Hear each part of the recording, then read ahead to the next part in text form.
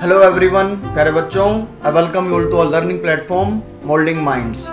And before starting our today's worksheet, I want to tell something that this is our last worksheet before winter vacations. As you all know that winter vacation will start from 1st January to 15th January और वो 15 जनवरी को and हो जाएंगी. तो ये हमारी last English की worksheet रहने वाली है और इसमें काफ़ी अच्छी एक्टिविटी, ग्रामर एक्टिविटी है. तो चलिए पूरे जोश के साथ 2020 को इंग्लिश ग्रामर की एक्टिविटी से हम ख़त्म करेंगे और इसी के साथ आप इस वर्कशीट से भी काफ़ी अच्छी चीज़ें सीखेंगे. तो चलिए शुरू करते हैं. Today our subject is English. Worksheet number is 72 and the date is 31st December 2020. Your class is 9th. Here you will write your name and here you will write your class teacher's name. और as it is अपनी heading डालेंगे जब अपना notebook में अपना homework आप करेंगे. तो चलिए हम शुरू करते हैं आज की वर्कशीट. आज की वर्कशीट का जो टॉपिक है वो टॉपिक है इंटीग्रेटेड ग्रामर वर्कशीट. इंटीग्रेट माने कंबाइन करना. तो ये कंबाइन कहाँ से ग्रामर की वर्कशीट की गई है, जो भी आप पढ़ चुके हैं लिटरेचर में, पोइट्री में, तो वहाँ से जो टॉपिक्स हैं उनको इंटीग्रेट जोड़कर आपको ग्रामर की वर्कशीट ये बनाई गई है. तो फर्स्ट में आपको ये कुछ जो पहले जो फिलिंग द ब्लैंक्स है, इसमें आपके पास 4 ऑप्शन है, आपको चूज करना है. तो आपको क्या करना है इसमें, सबसे पहले आप इस वीडियो को पॉज करें और इस जितने सारे ऑप्शंस हैं, फिलर द ब्लैंक्स या इसके बाद नरेशंस हैं, उनको अपने आप से खुद से एक बार करें.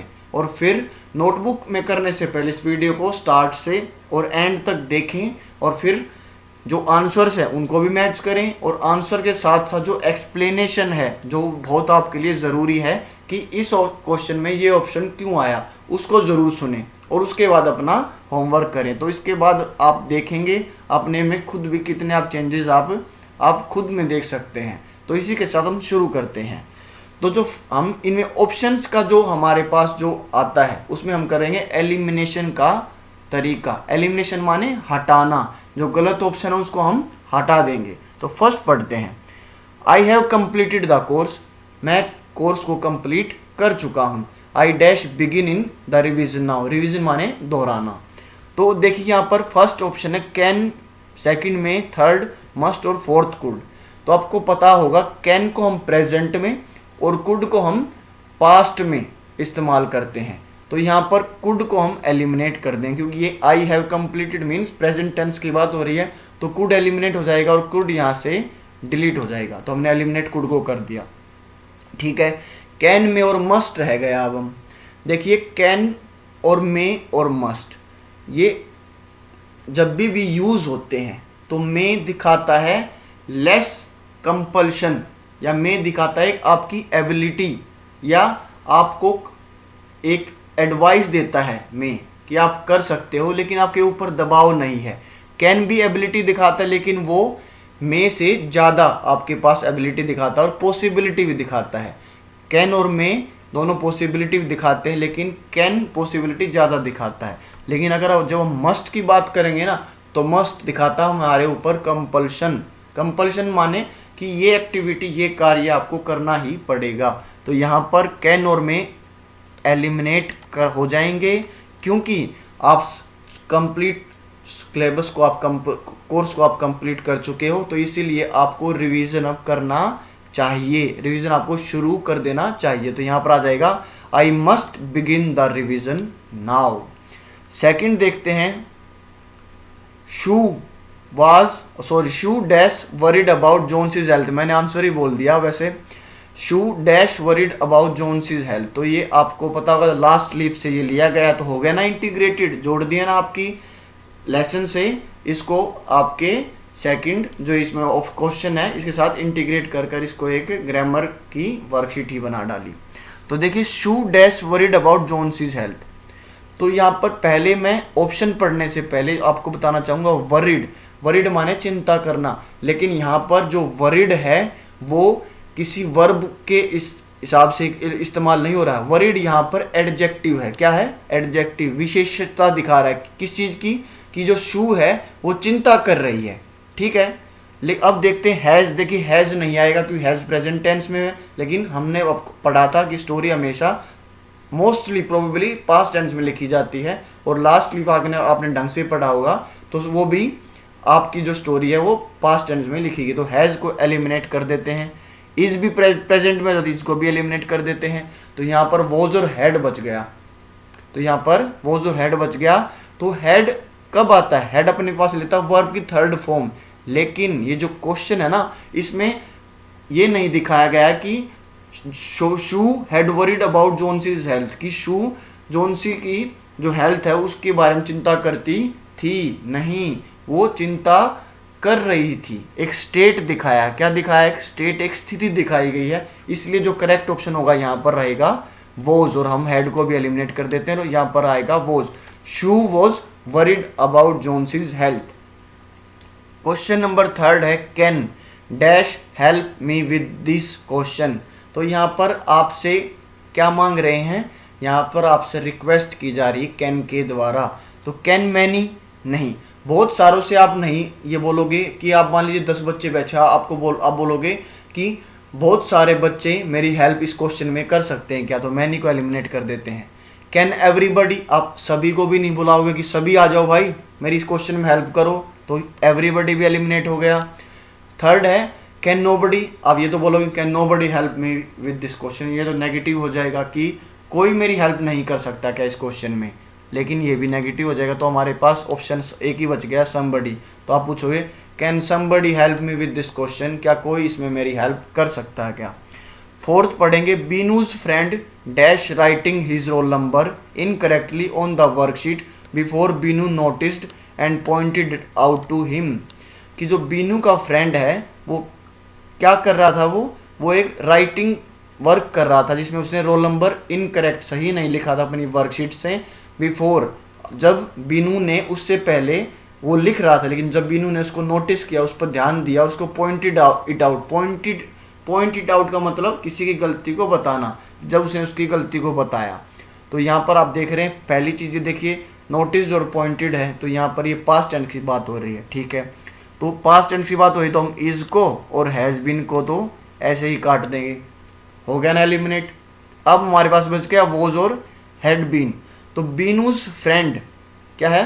बीनूज फ्रेंड हैड बीन राइटिंग या बीनूज फ्रेंड वॉज राइटिंग। देखिए हैड बीन राइटिंग का मतलब हो गया पास्ट परफेक्ट कंटिन्यूअस टेंस, और पास्ट परफेक्ट कंटिन्यूअस टेंस का क्या मतलब होता है कि कोई कार्य आप कर रहे हो, आपने एक पॉइंट ऑफ टाइम पर आपने शुरू किया, उसको अभी तक आप करते आ रहे थे, लेकिन ये कोई बड़ी लंबी चौड़ी बात नहीं, उसने एक रोल नंबर ही तो गलत लिखा था, तो यहाँ पर हमने हैड बीन एलिमिनेट कर दिया। और यहाँ पर सही सेंस बनेगी बीनूज फ्रेंड वाज राइटिंग, क्या बनेगी? Binu's friend was writing his roll number incorrectly on the worksheet.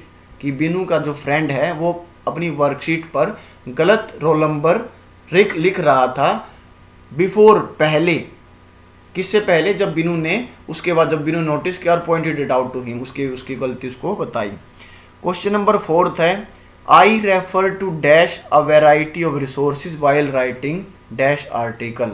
Refer माने किसी चीज का मतलब आप कोई चीज देखते हो या कोई चीज आप रेफरेंस देते हो उस चीज को कि मैं ये काम पहले करूंगा और वो काम फिर उसके बाद करूंगा। कि ये इसमें बोलता है कि मैं पढ़ने से पहले, कोई भी आर्टिकल पढ़ने से पहले मैं काफ़ी सारी या कुछ वैरायटी ऑफ रिसोर्सेज मैं इसमें देखता हूँ। तो यहाँ पर आपको मेनली ए, द और एन ये क्या है? ये आर्टिकल्स हैं, वो आपको यूज़ करने हैं। तो इसको में भी हम क्या करेंगे? इसमें हम करेंगे बेटे एलिमिनेट करेंगे। तो देखते हैं एलिमिनेट कैसे करते हैं। I refer to a dash variety of resources while writing dash article. तो देखिए आपको पता है जब भी वैरायटी में व की साउंड आ रही है और एक कॉन्सोनेंट साउंड के साथ हमेशा ए आता है। तो चारों ऑप्शन में ए, द, ए है, तो इससे हम एलिमिनेट हम नहीं कर सकते हैं। क्या नहीं कर सकते? इससे हम एलिमिनेट नहीं कर सकते हैं। तो चलिए ठीक है, एलिमिनेट नहीं कर सकते हैं। अब हम दूसरे ऑप्शन में चलते हैं। आर्टिकल क्या है? आ की साउंड आ रही है, वोवल साउंड आ रही है, इसका मतलब हम या तो एन यूज करेंगे या इसके साथ यूज करेंगे दा। और एन और दा में का क्या मतलब है उससे पहले आप एलिमिनेट कीजिए। मतलब हमें सेकंड ऑप्शन में या तो एन चाहिए या हमें चाहिए दा, तो उसके बाद हम दो ऑप्शन को हम आराम से काट देंगे। देखिए आपको केबीसी की तरह 50-50 ऑप्शन तो ऐसे ही मिल जाते हैं इसमें एलिमिनेशन की तरह। दो ऑप्शन हमने इसमें काट दिए। उसके बाद हमें चाहिए, देखिए फर्स्ट में ए ही आएगा। क्या आएगा? ए, यहाँ पर दा तो वैसे भी नहीं आने वाला था, क्योंकि जो वैरायटी ऑफ रिसोर्सेज हैं, जो भी वो मान लीजिए कोई आर्टिकल वो लिखने से पहले वो अखबार पढ़ते हैं, वो न्यूज़पेपर देखते हैं, और वो मान लीजिए कोई न्यूज़ देखते हैं या किसी व्यक्ति से बात करते हैं, तो वो हो गया रिसोर्सेज, वो इंफॉर्मेशन इकट्ठी कर रहे हैं। तो कोई फिक्स रिसोर्सेज की बात नहीं कर रहे हैं। हमें ये नहीं पता है कि वो डीडी न्यूज़ ही देखते हैं या वो हिंदू या दैनिक भास्कर अखबार ही वो पढ़ते हैं, तो हमें फिक्स नहीं है। तो यहाँ पर ए ही आएगा, दा नहीं आएगा। तो यहाँ पर ए तो आएगा, और हमारे पास वाइल राइटिंग एन आर्टिकल, देखिए हमें आर्टिकल का यहाँ पर पता नहीं है कि कौन सा आर्टिकल वो लिख रहा है या कौन सा आर्टिकल वो, जब सारे कलेक्शन के बाद हमें तो जब पता चलेगा ना, ये बता देगा कि मैंने उन रिसोर्सेज का यूज़ कर कर ये आर्टिकल लिखा, तो तब हम दोनों में दादा लिख यहाँ पर यूज़ कर देंगे। लेकिन यहाँ पर आएगा, सी को भी एलिमिनेट कर देते हैं, यहाँ पर आएगा I refer to a variety of resources while writing an article. बड़ा ही सुंदर, ये काफ़ी अच्छा यहाँ पर ये सेंटेंस दिया गया जिसे हमने कंप्लीट किया है। 6th पर चलते हैं। If you have studied really hard, यहाँ पर कुछ पॉसिबल्स, कुछ सिचुएशन दी हैं, वैसे बेसिकली कंडीशनल सेंटेंस है, यहाँ पर एक कंडीशन दी गई है, उसमें बताया गया है if you have studied really hard. देखिए जब भी आप हैव, तो यहाँ पर क्या बताया गया है, if you have studied really hard, अगर तुम बहुत कड़ी मेहनत करके तुमने पढ़ाई की होती, you dash be able to answer at least 75% question. तो यहाँ पर पॉसिबिलिटी के लिए यूज़ किया गया, तो पॉसिबिलिटी के लिए हम यूज़ करेंगे यहाँ पर वुड। क्या यूज़ करेंगे? Would. If you have studied really hard you would be able to answer at least 75% question. तो यहाँ पर क्या जाएगा? वुड। अगर यहाँ पर भी हम अगर एलिमिनेशन की बात करें, देखिए कैन और एबल कभी भी साथ नहीं आता, कैन और एबल को हम कभी भी साथ यूज़ नहीं करते, तो एलिमिनेट हो गया। यहाँ पर जब भी हम प्रोबेबिलिटी की बात करते हैं, पॉसिबिलिटी की बात करते हैं, तो हम शैल और शुड की जगह वुड को प्रेफरेंस ज़्यादा देते, तो यहाँ पर आ जाएगा वुड। आगे हमारे पास क्या है? हमारे पास है, ये है प्रोनाउंस, सॉरी नरेशंस हैं, उसको आपको नरेशन को कंप्लीट करना है। यहाँ पर पढ़ते हैं। पूनम कहती है व्हाट इज़ द मैटर, क्या मामला है। कीर्ति कहती है आई डिलीटेड एन ईमेल, मैंने एक ईमेल को डिलीट कर दिया। पूनम वाई, तुमने ऐसा क्यों किया। कीर्ति इट वॉज बाय मिस्टेक, मुझसे ये गलती से हो गया। तो यहाँ पर आपको नरेशन चेंज करना है, तो नरेशन चेंज करने के तरीके आपको मेरे ख्याल से याद हैं, दोबारा से रिवाइज कर लेते हैं। पूनम आस्क्ड कीर्ति, पूनम ने कीर्ति से पूछा व्हाट इज़ द मैटर। जब भी WH से शुरू होता है तो हम डैट नहीं लगाते, व्हाट लगाते हैं, तो एलिमिनेट कीजिए, डैट को काटिए और इफ़ को काट दीजिए, तो हमारे पास 2 बच गए। तो आपको पता है हम सिंप्लीफाई करते हैं, जब क्वेश्चन मार्क है उसको हम क्वेश्चन मार्क हटा देते हैं और इज़ को हम वाज में चेंज कर देंगे, तो हमारे पास एक ही ऑप्शन बच गया। सेकंड को भी एलिमिनेट कीजिए, तो यहाँ पर आ गया Poonam asked Kriti what was the matter. Poonam ने कृति से पूछा कि क्या मामला था। कीर्ति रिप्लाइड, कीर्ति ने रिप्लाई किया, क्या रिप्लाई किया? I deleted an email. अब यहाँ से अब चेंज कर लीजिए, देखिए आई कौन है यहाँ पर? फर्स्ट पर्सन चेंज होता है यहाँ पर और सब्जेक्ट के तौर पर। सब्जेक्ट कौन है यहाँ पर? कृति। कृति के लिए हम क्या करेंगे? शी। तो यहाँ पर आप शी पहले देखिए, और यहाँ पर ये उससे नहीं हो रहा है तो यहाँ पर डेट के साथ आप इस्तेमाल करेंगे, इफ़ को यहाँ पर काट दीजिए। तो डेट के साथ जब हम आप इस्तेमाल करेंगे तो आपको क्या करना है? आई डिलीटेड, डिलीटेड है यहाँ पर past indefinite tense, past indefinite को हम चेंज करेंगे पास्ट परफेक्ट टेंस में। तो पास्ट परफेक्ट टेंस कौन सा हो गया यहाँ पर? एक ही बच गया, that she had deleted. Kirti replied that she had deleted an email. Poonam ने पूछा, पूनम ने आस्क्ड वाई, तो वाई के साथ वाई डेट वाला ऑप्शन आप जरूर काटिए यहाँ पर कि तुमने ये मैसेज को डिलीट क्यों किया। तो आपसे डिलीटेड पास्ट इंडेफिनिट की बात की कि इसको आप पास्ट परफेक्ट में चेंज करेंगे, तो पास्ट परफेक्ट में हमारे पास ये नहीं है, ये नहीं है और यही है, तो फोर्थ यहाँ पर आंसर हो जाएगा, जो कि यहाँ पर लिखेंगे Poonam asked why she had deleted the mail to Kriti, और Kriti to this, Kriti replied that it was by mistake, Kriti ने रिप्लाई किया यह गलती से हो गया था। तो यहाँ पर हमारी वर्कशीट खत्म होती है। और लास्ट में हमें क्या मैसेज पढ़ने को मिलता है कि maintaining physical distance of 6 feet और 2 यार्ड, 6 फीट और 2 गज की दूरी बनाए रखें as shown in this picture.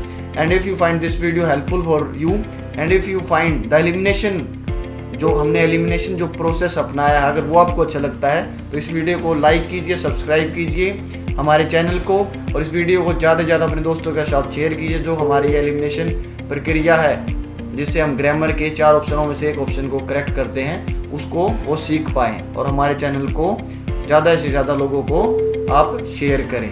And इसी के साथ हम आपसे अलविदा लेते हैं। Be safe, stay at home, respect your elders and do your homework daily. जय हिंद, जय भारत। मिलते हैं आप सबसे अगली वीडियो में।